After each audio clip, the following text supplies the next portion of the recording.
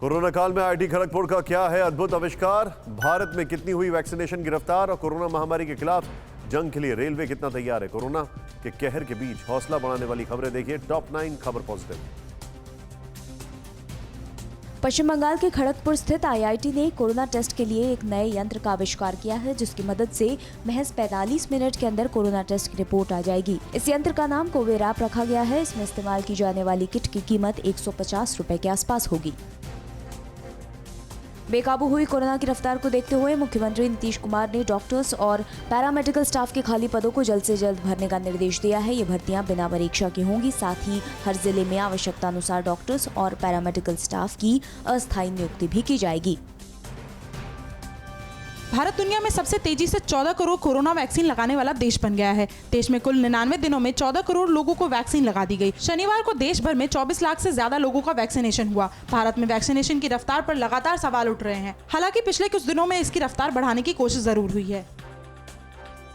Covid संकट के बीच त्रिपुरा के लोगों को बड़ी संख्या में एम्बुलेंस की सौगात मिली है। सीएम बिप्लब कुमार दास ने कल एम्बुलेंस के एक काफिले को हरी झंडी दिखाकर रवाना किया और जनता के लिए समर्पित किया।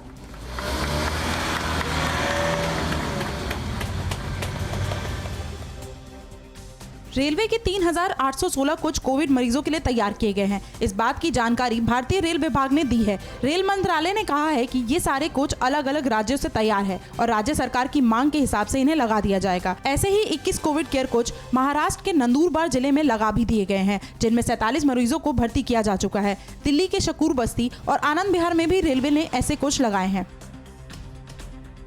उत्तर प्रदेश के मुरादाबाद से एक सुकून देने वाली खबर सामने आई है। यहाँ पर एक गौशाला ट्रस्ट कोविड मरीजों को फ्री में ऑक्सीजन सिलेंडर मुहैया कराने में जुटा है। संस्था ने अभी तक 500 से अधिक सिलेंडर बांटकर सैकड़ों कोरोना संक्रमित मरीजों की जिंदगी बचाने का काम किया है। संस्था को चलाने वाले दीपक वार्ष्णेय का कहना है कि वो ऐसे मरीजों को ऑक्सीजन सिलेंडर उपलब्ध करा रहे हैं जिन्हें मेडिकल ग्राउंड पर ऑक्सीजन की आवश्यकता है। वे सिर्फ सिलेंडर की सिक्योरिटी जमा कराते हुए ऑक्सीजन फ्री में दे रहे हैं।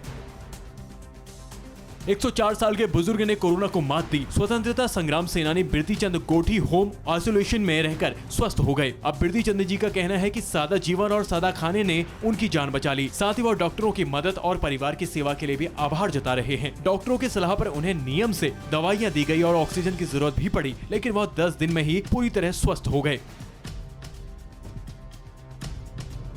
दिल्ली में सीएम केजरीवाल ने लॉकडाउन बढ़ाने का ऐलान किया, लेकिन इससे पहले ही हालात को देखते हुए सबसे बड़े बिजली मार्केट भागीरथ पैलेस ने अपना लॉकडाउन 2 मई तक आगे बढ़ा दिया है। भागीरथ पैलेस की सभी दुकानें बंद रहेंगी।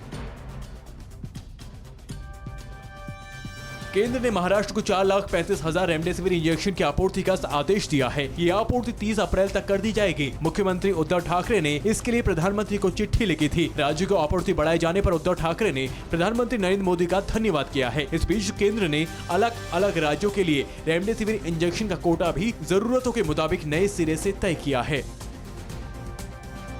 परवाह देश की, सोमवार से शुक्रवार रात 10 बजे TV9 भारतवर्ष पर।